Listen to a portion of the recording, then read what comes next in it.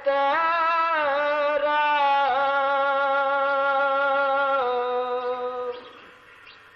हुक्म पया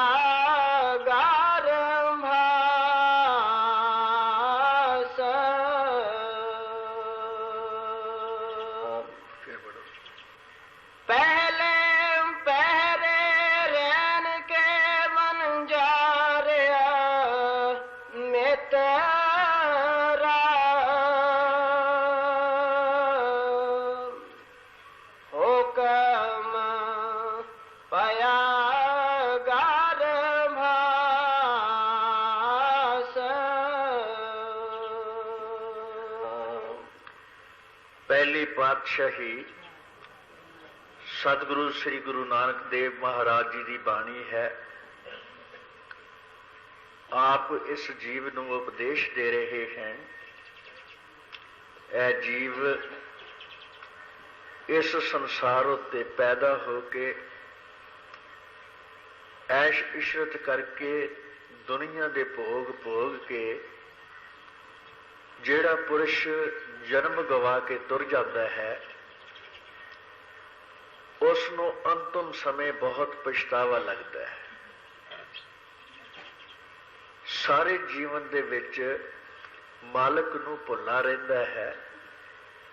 कदी उस दे उत्ते विश्वास नहीं है, कदी उसका ख्याल नहीं, कदी किसी साधु की संगत और सोबत च नहीं बैठा, कदी इसनों उस बारे मिलने की प्रेरणा नहीं पैदा हुई, ना इसके अंदर शौक जागया और ना ही जिस मकसद और मनोरथ लिए इसने जन्म लिया सी, ना ही अपना मकसद और मनोरथ अपने जीवन च पूरा कर सकिया। तो अज गुरु साहिब ये साडा सब का सांझा मजमून है और सारिਆਂ ਲਈ बड़ा अहम और जरूरी है, सुनने वाली चीज है। गुरु साहिब अपने ढंग नाल इस सारे जीवन का हाल इस व्यक्ति नूं, इस पुरुष नूं सुना रहे हैं, समझा रहे हैं। कहते हैं ये जीवन जिहड़ा है इसनूं 4 हिस्सिਆਂ च वंडिया जा सकता है। तो 4 हिस्से जिहड़े हैं उन्हां 4 हिस्सिਆਂ नूं एक रात्रि दे नाल तशबीह दिंदे हैं। एक रात नूं मुख रख के इस चीज़ नूं समझाउण वास्ते सानू चारे जीवन दे जिहड़े हिस्से हैं अड अड उन्हां दे बारे आप ज्ञान दिंदे हैं। इस जीव नूं की मुखातब करके कहते हैं, इसनों वणजारा कह के इसनों मुखातब करते हैं। वणजारा वो पुरुष है जिहड़ा वणज करने वास्ते इस दुनिया दे विच आया है। कैसा वणज है और कैसा वणज इसनों करना सी, इसनों ये सोझी नहीं। तो शब्द वल विचार के देखो, ये महात्मा किड्डे प्यार दे नाल इस जीव नूं समझा रहे हैं। तो कहते हैं 4 पहर रात्रि होती है और 4 पहर ही दिन होता है। गुरु साहिब इत्थे रात्रि कह के इस जीवन नूं समझा रहे हैं। जदों दिन दे भी 4 पहर होंदे हैं तो दिन क्यों नहीं कहते, रात्रि क्यों इसनूं कह के समझा रहे हैं। तो शब्द दे हर हर शब्द विच कुछ ना कुछ भेद छुपे हुए हैं, कुछ ना कुछ असलियत ऐसी है जिहड़ी बिना खोज कीतिया बिना समझिया साडी सोझी च नहीं आ सकती। तो रात्रि इस वास्ते क्या है कि रात के समय हनेरा होता है। ये जिन्ना जीवन साडा है सब साडा हनेरे विच निकल रहा है। हनेरा किस प्रकार का है? अज्ञानता का हनेरा है, वहमा भरमा का हनेरा है। इन्हां वहमा भरमा विच अज्ञानता विच पै के इस जीव नूं सुझदा नहीं, सोझी नहीं आउंदी कि मेरा जीवन जिहड़ा है वो कैसा है। तो गुरु साहब इसनों समझा रहे हैं, इसनों मत दे रहे हैं कि ए जीव जिस वक्त इस रात्रि का पहला पैर आरंभ होया तां तू माता के गर्भ विच आया। कहते ने इथों तेरा पहला पैर जिहड़ा सी, तेरे जीवन का पहला हिस्सा जिहड़ा सी आरंभ होया। तो विचार के देखते हाँ कि ये जिन्नियां रूहां आउंदियां इस संसार विच आउंदियां हैं, क्या सारियां माता के गर्भ राही आउंदियां हैं जां इन्हां दे आउण दा कोई होर साधन और होर तरीका भी है। तो जदों असी इस चीज़ की घोख करते हाँ, विचार करते हाँ, तो गुरु साहिब बाणी विच दसदे हैं 4 क्लासां इस रचना दे विच इस जीवां दियां हैं ਜਿਹੜੀਆਂ ਵੱਖ-ਵੱਖ तरीके दे नाल इत्थे जन्म लैंदियां। वो किहड़ियां हैं? रोज जपजी साहब दे विच पाठ करते हाँ, अंडज जेरज सेतज कीनी उत्पज खान बहुत रच दीनी। कहते ने एक क्लास वो है, एक इस उत्पत्ति का हिस्सा वो है जिन्हां दी पैदाइश अंडिया राही होती है, और एक वो हिस्सा है जेड़े माता राही जिन्हां दा जन्म होंदा है, और माता के गर्भ विचों चिल्ली च लिपट के वो रूहां शरीर धारण करके बाहर आउंदियां हैं, जिन्हां विच इंसान हैवान आदि सब आ जाते हैं। और एक वो हैं जिन्हां नूं असीं सेतज कहने हैं। सेतज रूहां जिहड़ियां हैं वो परसे नाल, परसीने नाल और मैल तो पैदा होंदियां हैं। वो किसी चीज़ तो एक दूसरी चीज़ पैदा नहीं होती।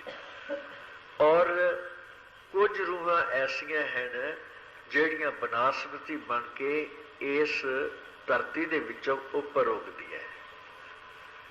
तो जदों असी अपने वेद शास्त्र पढ़ते हाँ, सानू उन्हां राही ज्ञान हुंदा है, उन्हां ने पूरी पूरी रोशनी पाई है कि ये रूहां इस रचना दे विच किवें आउंदियां हैं और किवें वापस जांदियां।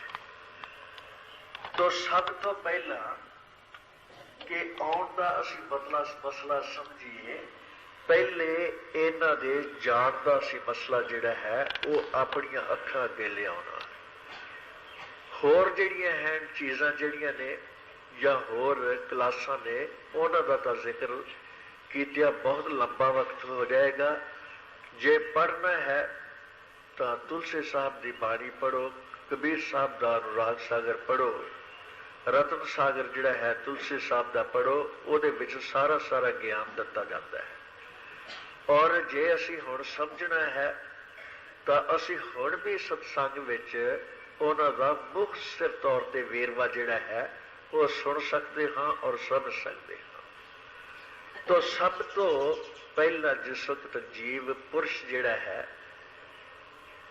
इसकी मौत होंदी है, कहते हैं इस शरीर विच रूह जिहड़ी है इसनों अपना घर बना के बैठी है, और इस शरीर विचों थोड़ी कीतिया निकलना पसंद नहीं करती।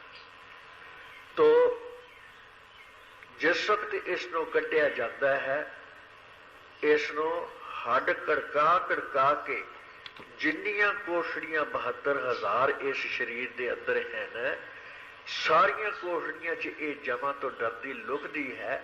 लेकिन जदों जम लैण वास्ते आउंदे हैं इसनों डराउंदे, ये कदी डरदी किसे कोठड़ी च जाती कदी किसे जाती है, जिहदे विचों निकलदी है नाल नाल ढाई जाते हैं। और जदों इनू कोई राह नहीं लभदा तो फिर ये उपर नूं आउंदी है, थले का शरीर सारा ढक जाता है।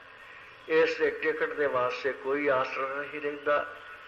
और जिस वक्त उपर आउंदी है तो ये शरीर नूं छड्ड के अलग हो जाती। तो ये शास्त्रां दा कथन है, जदों शरीर नूं छड्ड के अलग होंदी है शरीर नालों मोह फिर भी नहीं छड्डदी। इसे वास्ते संत महात्मा कहते हैं अगर कोई प्राणी चोला छड्ड रहा होवे तां कहते ने असीं तां इन्ने बेसबरे हाँ कि उसकी मौत भी चंगे ढंग नाल नहीं होण दिंदे। वो अजे मर रहा है, इस शरीर को छड्ड रहा है, असी चीकां चांगरां उस वेले मारनियां शुरू कर दिंदे हाँ, उच्ची उच्ची रोंदे हाँ, दुहाई पाउंदे हाँ। वो अजे सब कुछ समझदा है, वेखदा है, करदा है। वो उसके रस्ते विच असी रोक पाउंदे हाँ, उसकी रूह और आत्मा नूं होर असी दुखी करदे हां। तो इस वास्ते संत महात्मा कहते हैं चोला छड्डण दे कम से कम 4-5 मिनट तक किसी नूं चीख नहीं मारनी चाहिए, किसी नूं रोना नहीं चाहिए, और उसनूं शांति नाल उस आत्मा नूं अपना रस्ता तलाश करना चाहिए है जिस पासे वो जाने अपनी सोच विचार नाल जा सके। जद असीं चीकां मारदे हाँ वो किसी पासे नहीं जाती और शरीर दे नाल रहिंदी है, शरीर का साथ नहीं छड्डदी, शरीर च वापस जाने की कोशिश करती है। जिस वक्त असी इस शरीर को तला के फट्टे ते पा के शमशान घाट वाल ले जाते हाँ तां भी रूह साडे शरीर का साथ कर रही है, तां भी नाल नाल जाती है।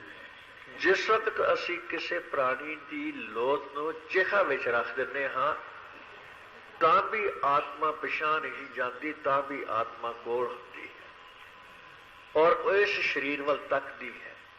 जिस वक्त सड़ता है और ये लूस जाता है, बिल्कुल मिट्टी हो जाता है, तो फिर सोचती है भी हुण इहदे विच जा नहीं सकती, हुण किहड़े पासे जाऊं।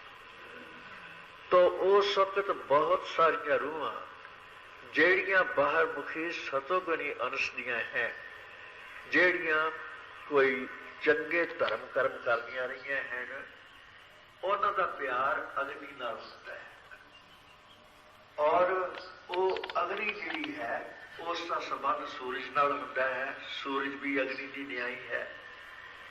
जिस चीज दे नाल उन्हां दा संबंध है, अग्नि नाल संबंध है, वो रूहां सीधियां सूरज लोक च चलियां जांदियां और ਜਿਹੜੀਆਂ कहते रजोगणी सुभाव रखने वाली रूहां है उन्हां दा संबंध पानी नाल हुंदा है। तो जेड़ा उस चिखा दे विचों धुआं निकलदा है उस विच पानी हुंदा है, पानी च ठंडक हुंदी है, उन्हां दा संबंध सीधा चंद्रमा नाल हुंदा है। वो रूहां चंद्र लोक च चलियां जांदियां और कुछ रूहां ऐसियां हैं ये अपने शास्त्रों का ज्ञान दे रहे हैं, जो कुछ असीं पढ़ते हाँ विचारते हाँ। तो वो कुछ रूहां ऐसियां हैं ਜਿਹੜੀਆਂ उस चिखा की मिट्टी नाल सुआह नाल मिल जांदियां है। वो रूहां ਜਿਹੜੀਆਂ हैं ਉਹਦੇ नाल ही मिलिया रहिंदियां हैं और वो रूहां कुचील होंदियां हैं, तमोगुणी अंश दियां होंदियां हैं, गंदगी नाल प्यार करदियां हैं, इस वास्ते मिट्टी का मोह नहीं छड्डदियां।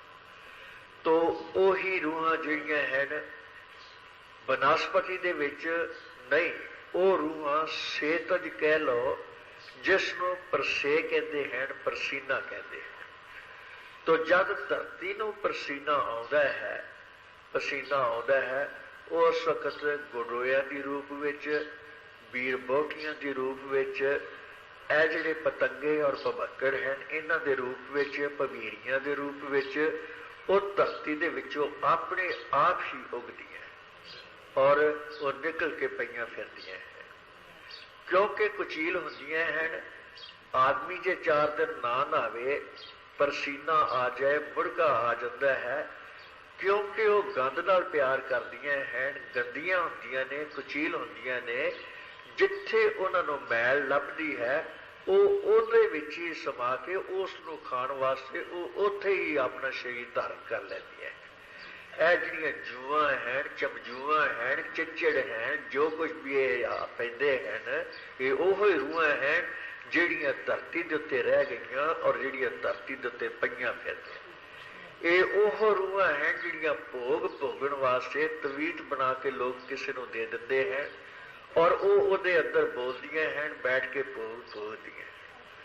ਤੋ ਇਸੇ ਤਰੀਕੇ ਦੇ ਨਾਲ ਜਿਹੜੀਆਂ ਸੂਰਜ ਔਰ ਚੰਦਰ ਲੋਕ ਵਿੱਚ ਰੂਹਾਂ ਜਾਂਦੀਆਂ ਹਨ, ਜਿਸ ਵਕਤ ਬਾਰਿਸ਼ ਹੁੰਦੀ ਹੈ ਉਹ ਬਾਰਿਸ਼ ਦੇ ਪਾਣੀ ਨਾਲ ਮਿਲ ਕੇ ਸੂਰਜ ਦੀਆਂ ਛਾਵਾਂ ਨਾਲ ਮਿਲ ਕੇ ਇਸ ਧਰਤੀ ਤੇ ਉਤਰਦੀਆਂ ਹੈ ਔਰ ਉਹ ਬਨਸਪਤੀ ਬਣ ਕੇ ਉਗਦੀਆਂ ਹੈ। ਜਦ ਬਨਸਪਤੀ ਬਣ ਕੇ ਉਗਦੀਆਂ ਹਨ, ਸੂਰਜ ਦੀ ਤਪਸ਼ ਦੇ ਨਾਲ ਉਹ ਪਰਵਰਿਸ਼ ਪਾਉਂਦੀਆਂ ਹਨ, ਚੰਦਰਮਾ ਦੀ ਤਪਸ਼ ਦੇ ਨਾਲ, ਚੰਦਰਮਾ ਦੀ ਠੰਡਕ ਨਾਲ ਉਹਨਾਂ ਨੂੰ ਫਲ ਮਿਲਦਾ ਹੈ। ਉਹ ਜਿੰਨੇ ਫਲ ਹਨ, ਤੁਸੀਂ ਫਸਲ ਵੇਖ ਲਓ, ਕਣਕ ਦਾ ਖੇਤ ਤੁਸੀਂ ਦੇਖ ਲਓ, ਇੱਕ ਇੱਕ ਦਾਣੇ ਵਿੱਚ ਇੱਕ ਇੱਕ ਆਤਮਾ ਜਿਹੜੀ ਹੈ ਉਸ ਮਾਲਕ ਨੇ ਰੱਖੀ ਹੋਈ ਹੈ। ਗੁਰੂ ਸਾਹਿਬ ਬਾਣੀ ਵਿੱਚ ਕਹਿੰਦੇ ਨੇ, ਜੇਤੇ ਦਾਣੇ ਅੰਨ ਕੇ ਜੀਆਂ ਬਾਝ ਨਾ ਕੋਈ। ਜਿੰਨੇ ਦਾਣੇ ਅੰਨ ਦੇ ਹੈ ਉਹਦੇ ਹਰ ਦਾਣੇ ਦੇ ਵਿੱਚ ਕੋਈ ਨਾ ਕੋਈ ਆਤਮਾ ਜਿਹੜੀ ਹੈ ਬੈਠੀ ਹੈ। ਔਰ ਕਹਿੰਦੇ ਨੇ ਉਹ ਦਾਣੇ ਜਿਸ ਵਕਤ ਕਿਸਾਨ ਖੇਤ ਵਿੱਚੋਂ ਲਿਆਉਂਦਾ ਹੈ तो विचार के देखो सारे दाने खेत चो लिया नहीं सकता।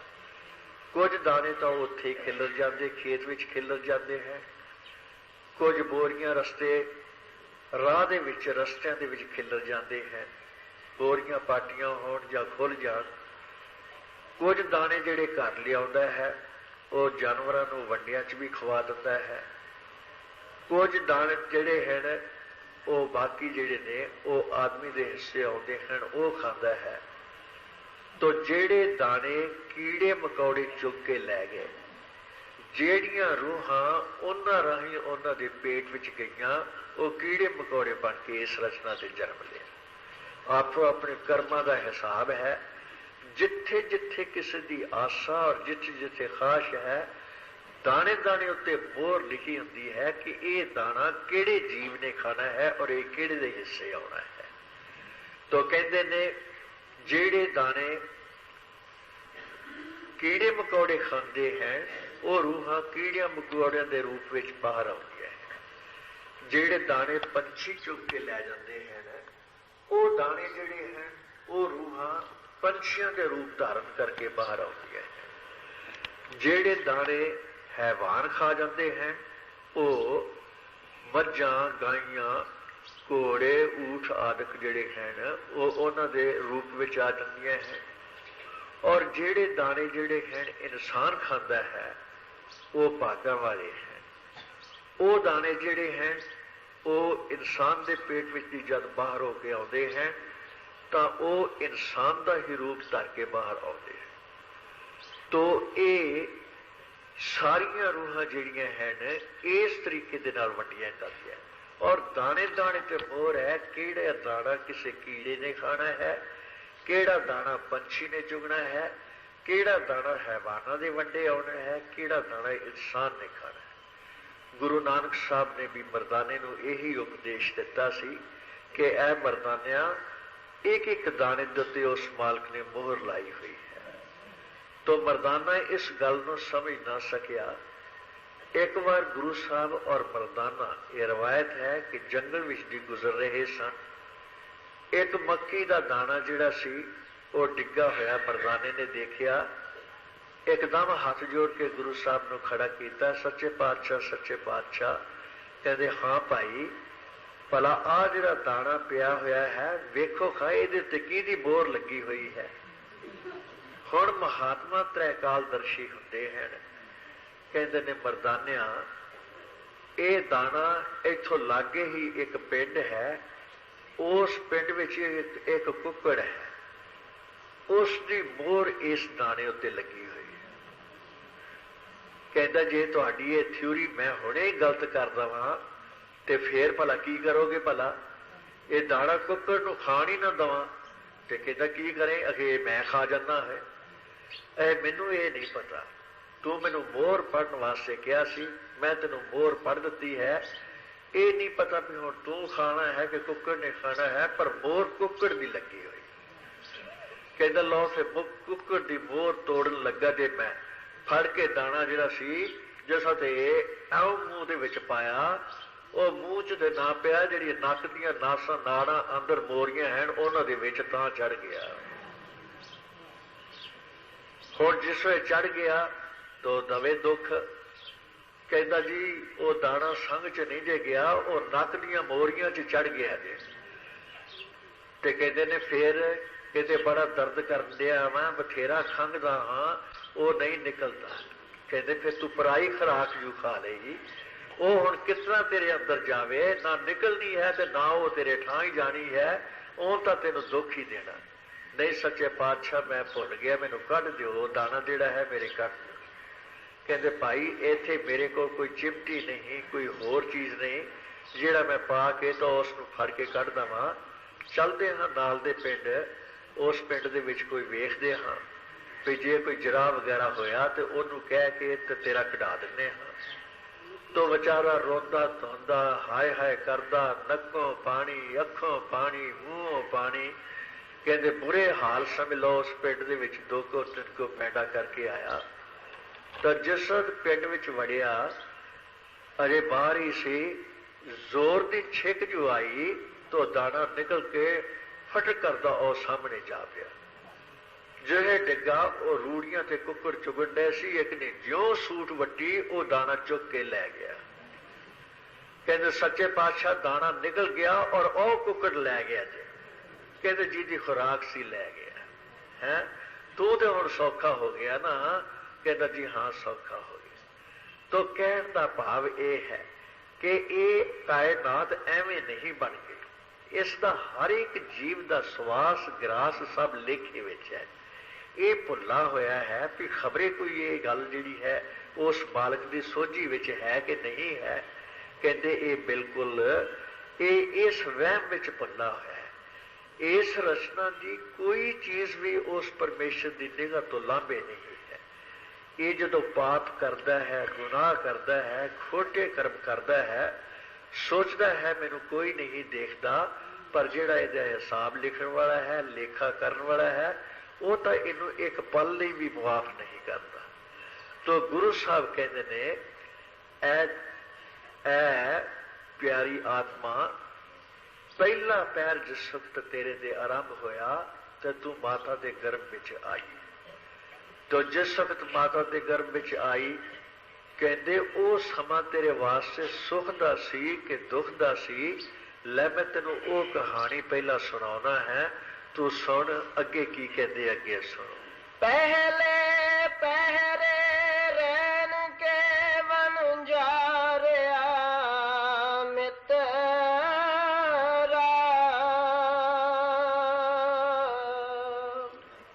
ਹੁਕਮ ਪਿਆ ਗਰ ਭਾਸ,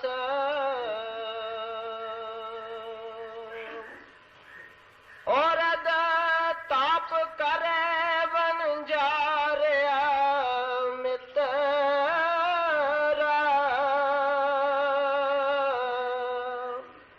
ਖਸਮ ਛੇਤੀ ਅਰਦਾਸ। ਕਹਿੰਦੇ ਗਰਭ ਵਿੱਚ ਹੈ, ਗਰਭ ਵੀ ਇੱਕ ਨਰਕ ਹੈ। ਗੁਰੂ ਸਾਹਿਬ ਫਰਮਾ ਰਹੇ ਹਨ, ਕਹਿੰਦੇ ਇਹ ਜੀਵ ਗਰਭ ਦੇ ਵਿੱਚ, ਉਸ ਨਰਕ ਦੇ ਵਿੱਚ ਕਹਿੰਦੇ ਨੇ 9 ਮਹੀਨੇ 10 ਮਹੀਨੇ ਤੈਨੂੰ ਉਲਟਾ ਲਟਕਣਾ ਪਿਆ, ਤੋਂ ਪੁੱਠਾ ਲਟਕਣਾ ਪਿਆ। ਉਹ ਤਪ ਜਿਹੜਾ ਸੀ, ਉਸ ਤਪ ਦੇ ਸਦਕਾ ਇਹ ਆਤਮਾ ਦਾ ਖਿਆਲ ਜਿਹੜਾ ਸੀ ਉਸ ਵਕਤ ਅੰਦਰ ਸ਼ਬਦ ਨਾਲ ਜੁੜਿਆ ਹੋਇਆ ਸੀ। ਤੋ ਉਸ ਗਰਭ ਦੇ ਵਿੱਚ ਜਿਹੜਾ ਸ਼ਬਦ ਨਾਲ ਜੁੜਿਆ ਹੋਇਆ ਸੀ, ਉਸ ਸਦਕਾ ਹੀ ਇਹ ਆਤਮਾ ਉਸ ਦੁੱਖ ਨੂੰ ਸਹਾਰ ਕੇ ਕਹਿੰਦੇ ਗਰਭ ਦੇ ਵਿੱਚ ਉਲਟੀ ਲਟਕੀ ਰਹੀ। ਅਜੇ ਵੀ ਕਈ ਫਕੀਰ ਜਿਹੜੇ ਹਨ ਉਹ ਇਸੇ ਥਿਊਰੀ ਨੂੰ ਮੁੱਖ ਰੱਖ ਕੇ ਕਿਸੇ ਖੂਹ ਦੇ ਵਿੱਚ ਪੁੱਠਾ ਲਟਕੇ 40-40 ਦਿਨ ਦੀ ਪੱਕੀ ਤਪੱਸਿਆ ਕਰਦੇ।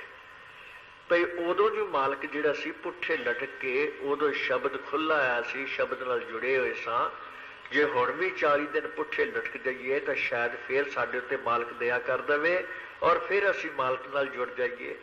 ये असल थीरी ਉਹ ਹੀ चलती तुरी आती है। तो कहते ने एक जगह आउंदा है, सिर तले पैर उपरे वसंदो को हथड़े थाई। ऐ जीव तेरा सिर थले सी, पैर तेरे ऊपर सन और कुहथड़ा था। कुहथड़ा उसनों कहते ने जिसनों कोई हर कोई घृणा करे, जिस ते को हाथ ला के राजी ना होवे। अगर किसी का हाथ लग जाता है तो साबन के नाल धो के, जिन्ना चिर तक साफ नहीं करता उस हाथ नाल कोई चीज खाता नहीं है। इस वास्ते कुहथड़ा था कहते ने। कहते ने ये क्यों? ये तेरे पापां का नतीजा है। सिर तले पैर उपरे वसंदो कुहथड़े थाई, नानक से धरी क्यों विसारिया उधरे जिसते नाई। जे तू किते जीवदा पहले जन्म विच भगती कर लेता तो जन्म मरण चो ही निकल जाता। अज इस गर्भ दे विच औखे हो के तेनों इन्ना समा ना गुजारना पैंदा। विचार के देखो, हजूर महाराज जी वड्डे फरमाया करते सन, जिस वक्त रूहां नूं लैके मैं अंदर जाना हाँ और गुजरदा हाँ, बड़े बड़े योगी जिन्हां दे नाम मैं लै नहीं सकता, वो आके मेरे अगे हाथ जोड़ते ने पे सानू भी इन्हां रूहां दे नाल उपर लै चलो। तो मैं कहना हाँ कि कुदरत के कानून के मुताबिक पहला मात लोक विच जन्म लो, जन्म लोगे फिर मैं तुहानू नाम देवांगा, फिर जिस तरह इन्हां रूहां नूं ले जांदा हाँ तुहानू भी उपर लै जावांगा। कहते ये काम ना करो, असी गर्भ विच देख के भै खा रहे हाँ, डरदे हाँ, असी गर्भ विच नहीं आना चाहते, बगैर जन्म दित्तिया सानू उत्ते ले जाओ। कहते कुदरत का कानून नहीं है, जिन्ना चिर तक इस कानून नूं तुसी ना अपनाओगे उन्ना चिर तक मैं तुहाडी कोई मदद नहीं कर सकता। तो विचार के देखो, उन्हां देशां दे विच ओह रूहां जिहियां ने अटकियां पईयां हैं, जिन्ना चिर तक जन्म नहीं लैंदियां उन्ना चिर तक संत उन्हां दे उत्ते दया नहीं करते। ये कुदरत दा असूल है। तो ये शुभ कर्म समझिए कि असी जन्म लै चुके, वो मरहला गवाच गया, तगा फिर साडे वास्ते इहो जिहे कई नरक होणगे जिन्हां दे विच दी हो के सानू गुजरना पएगा और फिर सानू आके जन्म लेना पएगा। कहते ने ये जिहड़ा 84 लाख जून है, कहते ने इहदे विच जीव आहिस्ता आहिस्ता तरक्की करता है। पहला बनस्पति विच आउंदा है, फिर कीड़ियां मकौड़ियां च आउंदा है, फिर पंछियां च आउंदा है, फिर हैवाना च आउंदा है और फिर किते जाके इंसानां दा जन्म आउंदा है। होर किसे जूनी नूं ये मालक ने रियायत नहीं दिती कि वह मालक नाल मिल सके। केवल अगर ये रियायत है तो इंसान दे जामे नूं है।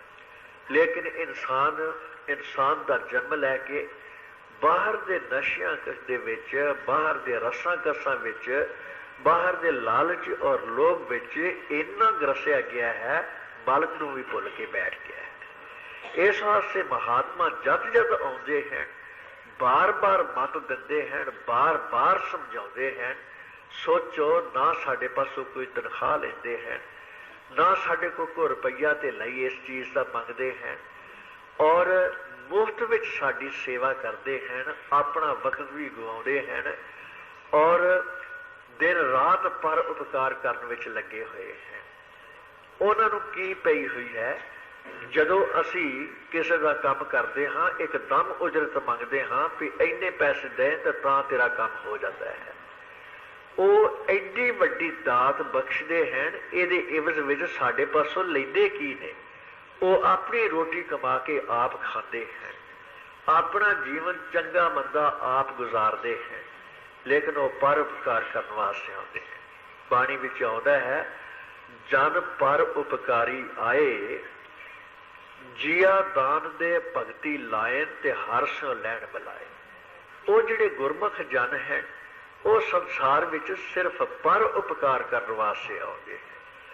वो ये जिहड़ियां रूहां हैं, मृतक रूहां जिहड़ियां हैं, ये रूहां जिन्हां नूं असीं समझदे हाँ भी शरीरां च बैठियां हैं, ये जिउंदियां जागदियां हैं। कहते जिउंदियां जागदियां नहीं हैं, ये सब मुर्दा हैं। संत मत के ख्याल के मुताबिक सब मरियां पईयां हैं। इन्हां चों किहड़ियां जागदियां हैं?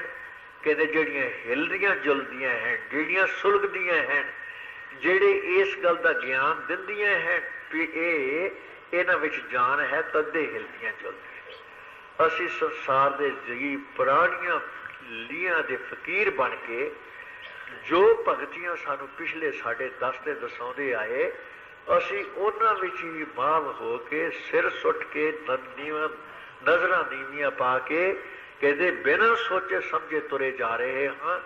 ये पता नहीं किधर तुरे जा रहे हाँ, की कर रहे हैं, की लाभ पहुंच रहा है, कदी असी खड़ो के विचारते नहीं। तो जेड़ियां रूहां विचारदियां हैं, जेड़ियां रूहां खोजी हैं, जिन्हां दे अंदर तड़प है, तलाश है, उस मालिक दे नूं मिलण दी जिउंदे जी तलाश है, कहते वो हिलदियां जुलदियां ने, तड़पदियां ने। वो की करदियां ने? कहते कोई तीर्थां ते जांदा है, कोई गुरुद्वारियां च जांदा है, कोई मंदिरां च जांदा है, कोई मसीतां च जांदा है, कोई किते जांदा है।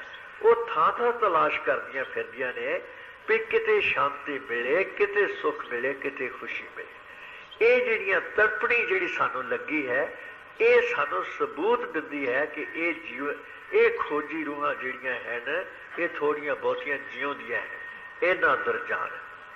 तो जिहड़ा संत और शेर, इन्हां दोहां दा सुभाव एक होता है। शेर कहते ने भुखा मर जाएगा, लेकिन कोई जानवर मुर्दा पिया हुआ होवे उन्हों कदी नहीं खावेगा। जिउंदे जानवर का शेर शिकार करता है। तो कहते इस तरह जिहड़े संत आउंदे हैं वो भी जिउंदियां रूहां का शिकार करते हैं, वो भी मोइयां का नहीं शिकार करते जिहड़ियां इन्हां पुरानियां लीकां दियां पाबंद हो के इन्ने बड़े जीवन से गवा चुकियां हैं और अभी पता नहीं भी परमार्थ से कित्थे खड़ोतियां आई हैं, अगे गई हाँ कि पछा गई हैं, उन्होंने अजे तक सोझी नहीं आई। तो एक महात्मा लिखता है, संत शी का एक मत जीवित को ही खाए। कहते संत दा और शी शेर नूं कहते ने, शेर दोवां दा इक्को ही सुभाव है।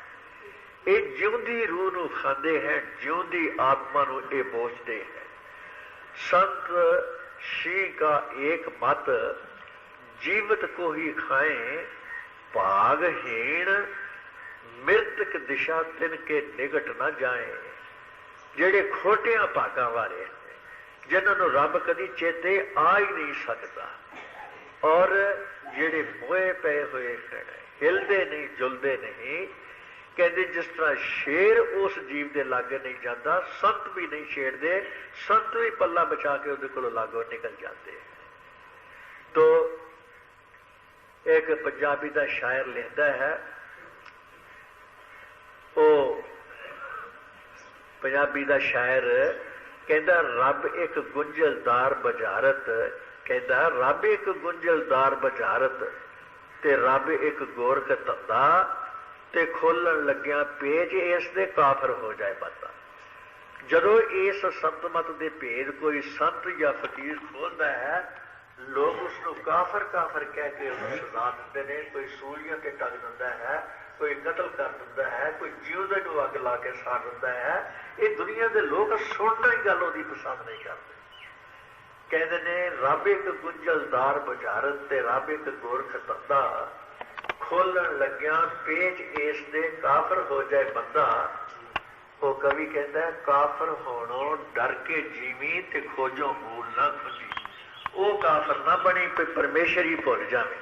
कहते परमेश्वर की खोज बेशक कर, वो काफर ना बन, पर खोजो जिहड़ा है खोज तो नहीं खुंजदा।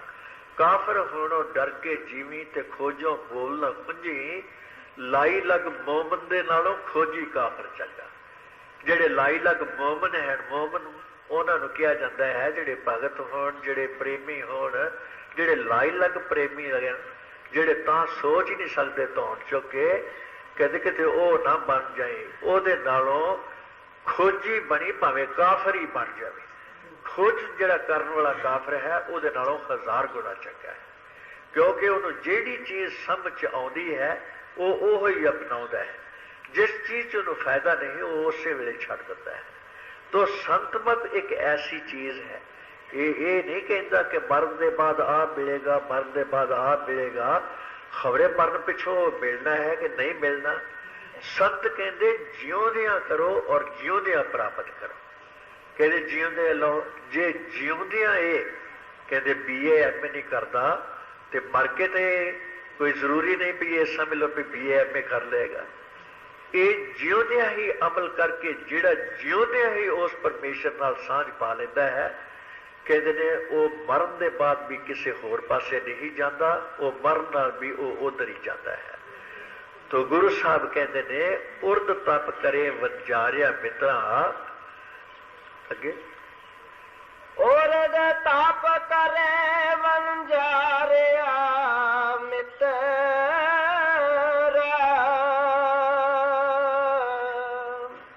खसम सेती अरदास,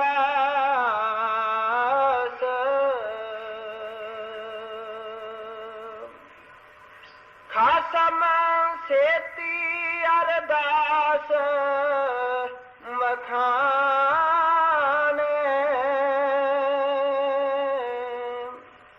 और ध्यान लेवला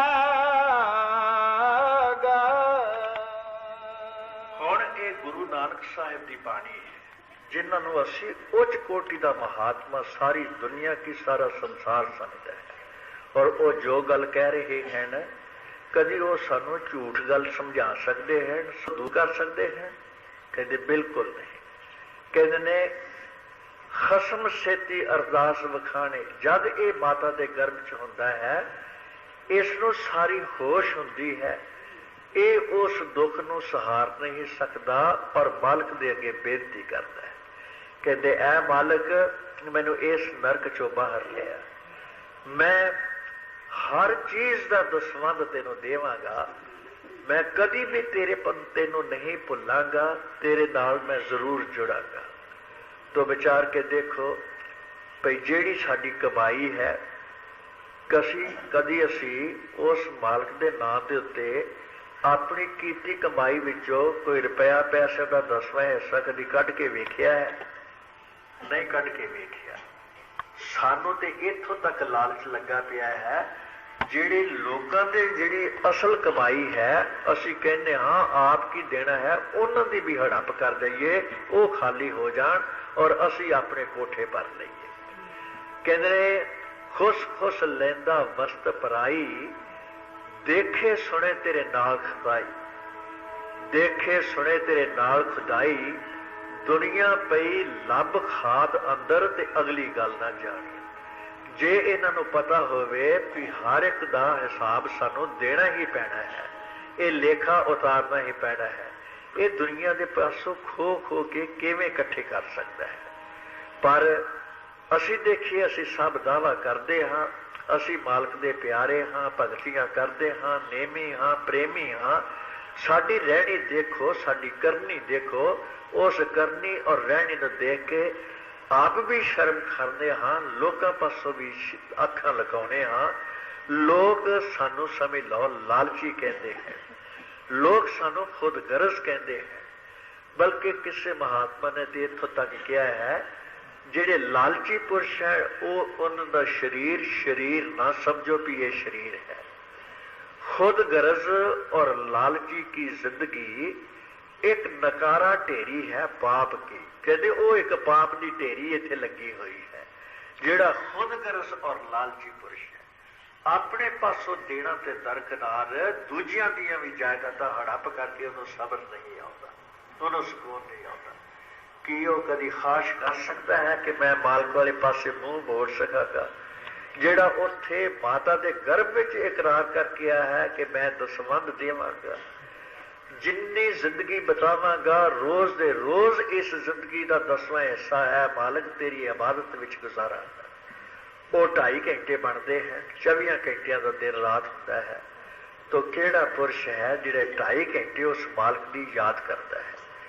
बाहर आके इस जीव ते माया जिहड़ी है इसनों सब गल भुला दिंदी है और इसनों सोझी ही नहीं आउण दिंदी ਇਹ ਜਿਹੋ ਜਿਹੇ ਦੁਨੀਆ ਦਾ ਵਾਸ ਘਾਸ ਉਹਨਾਂ ਦੇ ਵਿੱਚ ਰਲ ਕੇ, ਉਹਨਾਂ ਸੁਸਾਇਟੀਆਂ ਔਰ ਉਹਨਾਂ ਵਿੱਚ ਰਲ ਕੇ ਇਹ ਵੀ ਪਤਨ ਹੋ ਜਾਂਦਾ ਹੈ।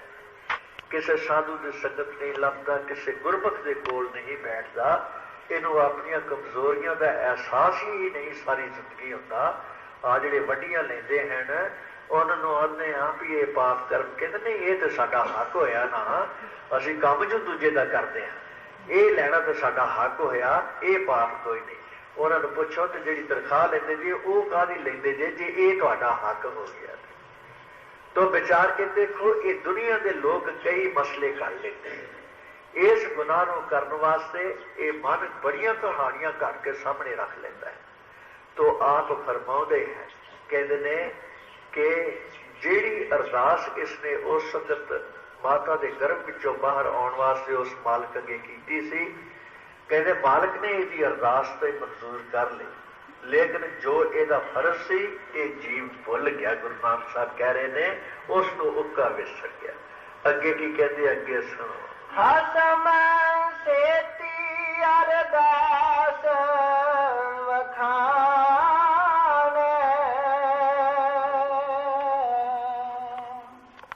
ਔਰ ਧਿਆਨ ਲੈਵਲਾ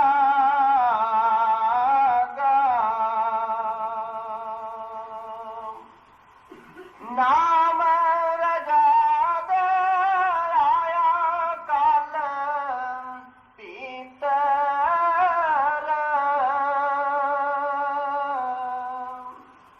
ਬਾੜ ਜਾਸੀ ਨਾਗਾ। ਮਾਤਾ ਦੇ ਗਰਭ ਤੋਂ ਬਾਹਰ ਆਇਆ, ਤਾਂ ਕਹਿੰਦੇ ਜਦ ਮਾਤਾ ਦੇ ਗਰਭ ਤੋਂ ਬਾਹਰ ਆਇਆ, ਕਹਿੰਦੇ ਇਸ ਰਚਨਾ ਦੀ ਜਿਹੜੀ ਮਰਿਆਦਾ ਸੀ ਬਿਲਕੁਲ ਇਹਦੇ ਉਲਟ ਇਸਨੇ ਜਨਮ ਲਿਆ। ਕਹਿੰਦੇ ਨੇ ਮਰਿਆਦਾ ਕੀ ਸੀ? ਅਸੀਂ ਹੁਣ ਸਭ ਮਰਿਆਦਾ ਵਿੱਚ ਬੈਠੇ, ਬੀਬੀਆਂ ਇੱਕ ਪਾਸੇ ਹੈ, ਭਰਾ ਇੱਕ ਪਾਸੇ ਹੈ, ਸਭ ਕੱਪੜੇ ਪਾ ਕੇ ਆਪਣੇ ਆਪੇ ਨਗੇਜ ਕੱਜ ਕੇ, ਤਾਂ ਕਿ ਕੋਈ ਐਸੀ ਸਾਡੀ ਹਰਕਤ ਨਾ ਹੋਵੇ ਜਿਹਦੇ ਨਾਲ ਕਿਸੇ ਨੂੰ ਕੋਈ ਦੁੱਖ ਪਹੁੰਚੇ, ਕੋਈ ਤਕਲੀਫ ਪਹੁੰਚੇ। ਬੜੀ ਸ਼ਾਂਤੀ ਔਰ ਅਮਨ ਨਾਲ ਬੈਠੇ।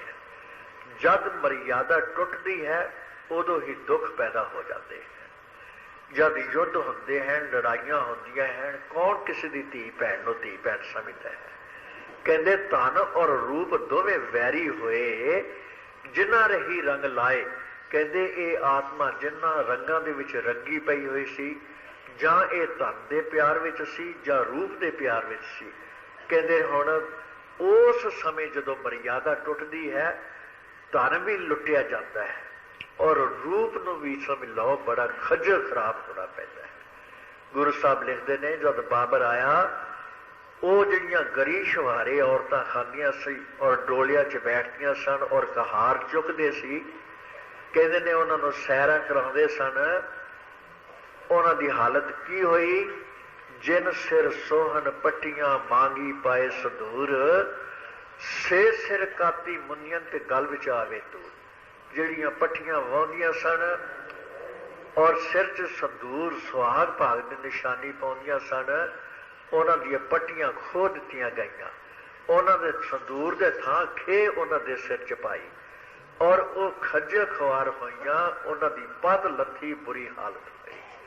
ਤੋ ਇਹ ਚੀਜ਼ਾਂ ਜਿਨ੍ਹਾਂ ਨਾਲ ਇਹ ਜੀਵ ਮੋਹ ਪਾ ਕੇ ਬੈਠਾ ਹੋਇਆ ਹੈ, ਇਹ ਚੀਜ਼ਾਂ ਜਿਹੜੀਆਂ ਹਨ ਇਹ ਇਸ ਦੀ ਮਰਿਆਦਾ ਆਪਣੀ ਬਣਾਈ ਹੋਈ ਹੈ।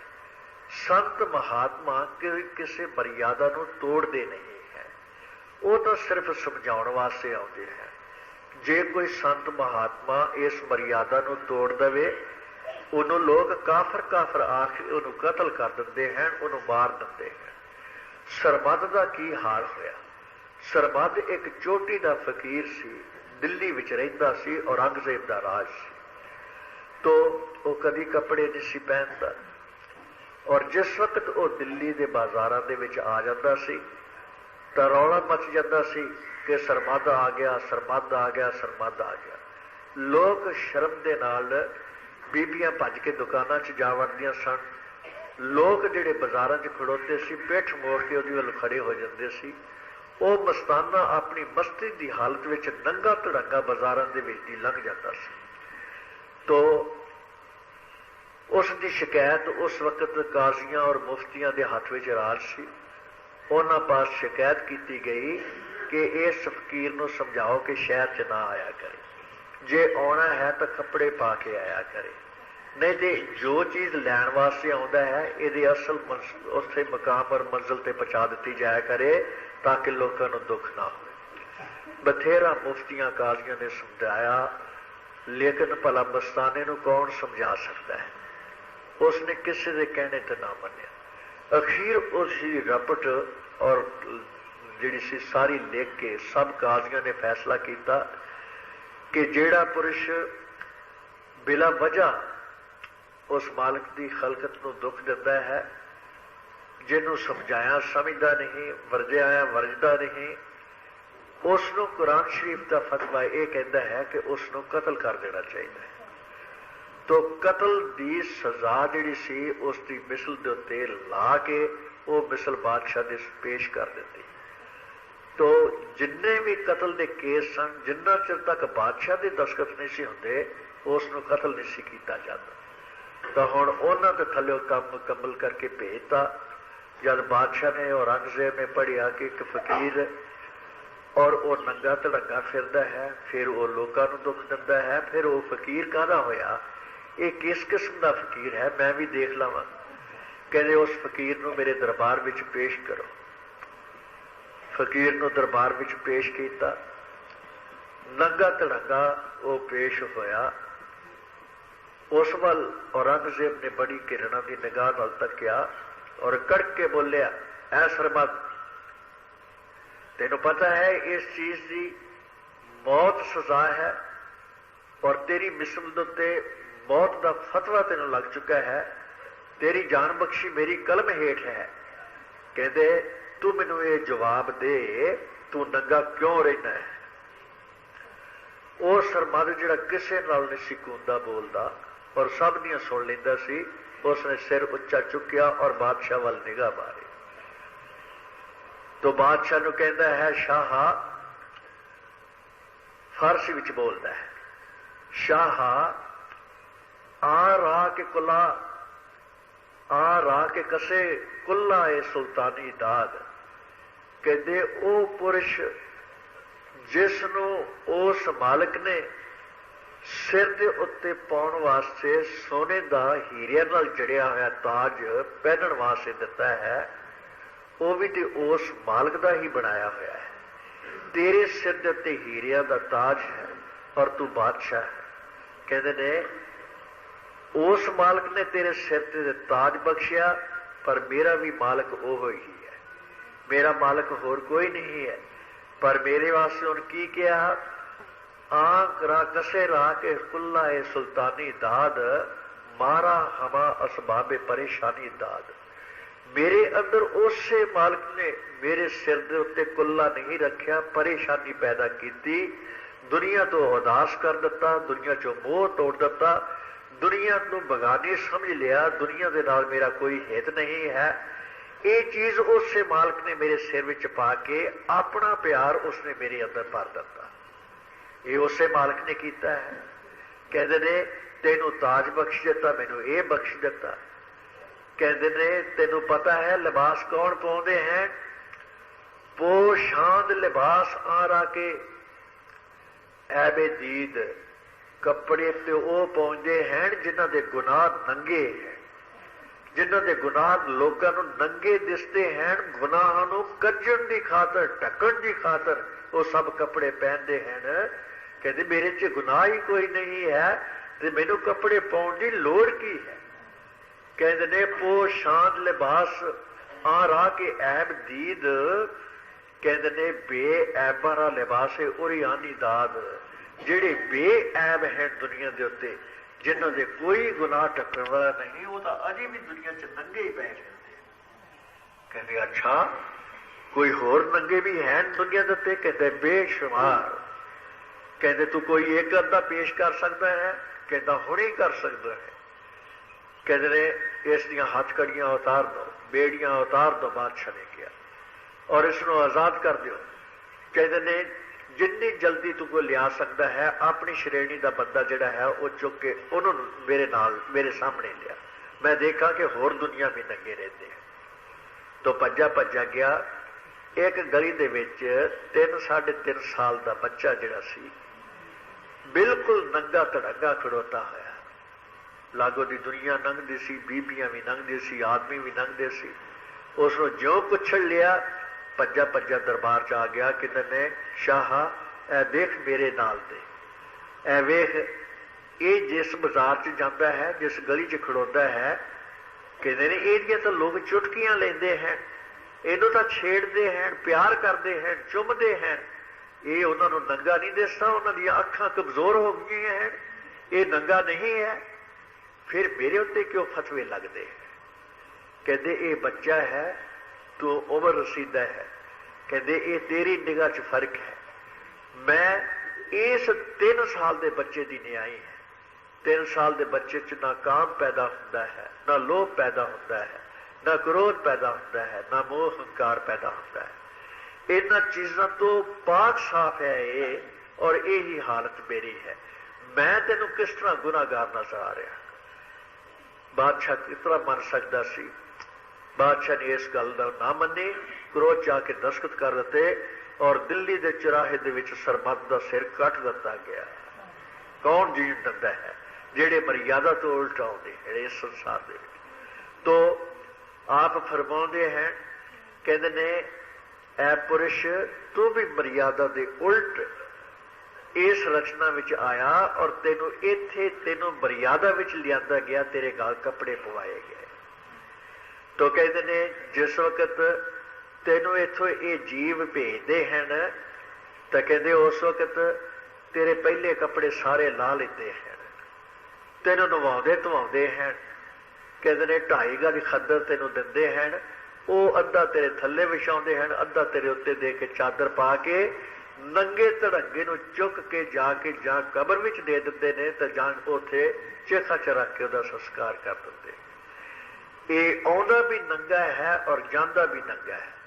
आउंदा मुठ्ठा मीट के है, जांदा हाथ खोल के है, ताकि दुनिया के लोग देख लैन कि मैं इथों दी सूई भी नाल नहीं लै चलिया। सब कुछ ये थे, मैं तो पापा की पंड कट्ठी की है जी सिर ते चुक के लै चलिया, होर मैं कुछ लैके नहीं चलिया। तो कहते ने ये नंगा आउंदा है और नंगा जांदा है। फिर की कहते ने अगे सुनो। नाम रजाद आया कल पीतर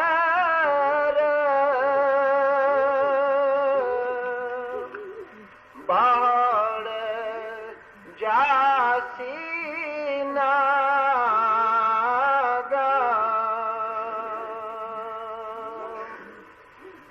जैसी कलम मस्तक तैसी जियड़े पास। कहते जो भी कोई पुरुष इत्थे आके जन्म लेंदा है, जो जीव आके देह धार लेंदा है, कहते उहदी मत्थे दी पट्टी विच उसके सारे जीवन का हाल मालक लिख के भेजदा है कि इसका जीवन किस तरह का होएगा, कित्थे इनू दुख मिलेगा, कित्थे सुख मिलेगा, कदों इहदा आदर होवेगा, कदों निरादर होवेगा, कदों इहदे ते बीमारी आवेगी, कदों ये तंदुरुस्त आवेगा। ये 6 गल्लां जिहड़ियां हैं हर एक दे मत्थे दी पट्टी उत्ते लिखियां होंदियां, और कितना चिर इस संसार च रहेगा, वापस किस दिन जाएगा, कहते सब कुछ लिखिया होंदा है। जैसी कलम बुड़ी है मस्तक तैसी जीवड़े पास। कहते जिस तरह उस मालक वालों लिखिया होंदा है, ये मालक तो अलग होके वख होके जिन्ने गुनाह करता है, पाप करता है, ये अमालानामे ते होर लिखे जाते हैं। जेड़े पुरुष इस पासे ध्यान नहीं देंदे, जेड़े रजा विच रहिंदे हैं, दुनिया ते मेहनत करते हैं, जे मालक ने दे दिता तो वाह वाह, जे नहीं दिता तो वो उस च भी खुश रहते हैं। संत मत जिहड़ा है, महात्मा जिहड़े ने, उन्हां दा जीवन साडे वांग ही गुजारते हैं। वो लेकिन साडे वांग ना रोंदे ने ना पिटदे ने, ना दुहाई पाउंदे ने, ना रब नूं गालां कढदे ने, ना किसी नूं मंदा चंगा कहते हैं। कहते ने उन्हां नूं भरोसा है कि जो मालिक ने साडे नाल लिखिया है साडे नाल ओह वापरिया है। जैसी कलम लिखी है मस्तक तैसी जीवे पास। कहते ओह कुछ इस जीव नूं मिलता है। वो रज़ा विच आउंदे हैं और रज़ा विच रह के अपना जीवन गुजार करते हैं। वो सोचते हैं मेहनत करके जो पल्ले आया है सानू इहो कुछ मिलना चाहिए। चोरी हो जाए तो सोचते ने असी जरूर इहदा चुराया है होना है जिहड़ा ये भी साडी चोरी करके लै गया। वो इहदे च भी खुश रहते हैं। कहते ने इस तरीके नाल उन्हां दा जीवन जिहड़ा है कदी डोलदा नहीं है। जीवन अटल संतां दा दुनिया ते रहता है। वो किसी अगे हाथ नहीं अड़ते, किसी पासों मंगते नहीं। उन्होंने पता है मंगिया तंगिया जिहड़ा है इहदा लेखा भी देना पैंदा है। लालच नाल खोया होया जिहड़ा है इहदा हिसाब भी चुकाउणा पैंदा है। तो वो अपना हिसाब साफ रखते हैं। तो उन्होंने मालिक ते भरोसा है, उहदी रज़ा ते भरोसा है। असीं सब रज़ा तो टुटे हुए हैं। यही वजह है सानू शांति नहीं, ब्लड प्रैशर सानू हुंदे ने, चिंता विच डुबे रहते हाँ, गैस ट्रबल हो जाती है, दिल फेल होने लग जाते ने, कई चीज़ां हुंदियां है। गुरमुखा की हालत तुसीं देखो, वो इन्ने शांत होंदे हैं, उन्हां दे लागे बीमारियां फटकदियां नहीं है, उन्हां दी सुरत सदा जवान रहिंदी है। वो भावें देखण च बुढ़े हो जाते हैं, 3-3 घंटे 4-4 घंटे चौंकी मार के बैठा के गल्लां कराउंदे रहो, मासा डोलदे नहीं है। असीं 2 घड़ियां बैठना होवे कदी पासा उस पासे परतदे हाँ, कदी उस पासे परतदे हाँ, कदी गोडे चुकदे हाँ, कदी लत्तां विछाउंदे हाँ, कदी कुछ करदे हाँ। कहते ये साडी हालत है। असीं इत्थों तक नकारा जीवन जिहड़ा है बतीत कर रहे हैं। तो ज्यों ज्यों गुरमुखां दी सोबत च बैठते हाँ त्यों त्यों जीवन की सोझी आउंदी है। ये रात का एक पहर गुजर गया, की भाव जिंदगी का एक हिस्सा निकल गया। हुण दूसरा पहर जिहड़ा है आरंभ होंदा है। दूसरे पहर विच भी असीं देखना है गुरु साहब सानू की उपदेश दिंदे ने, की समझाउंदे ने। जी कहो नानक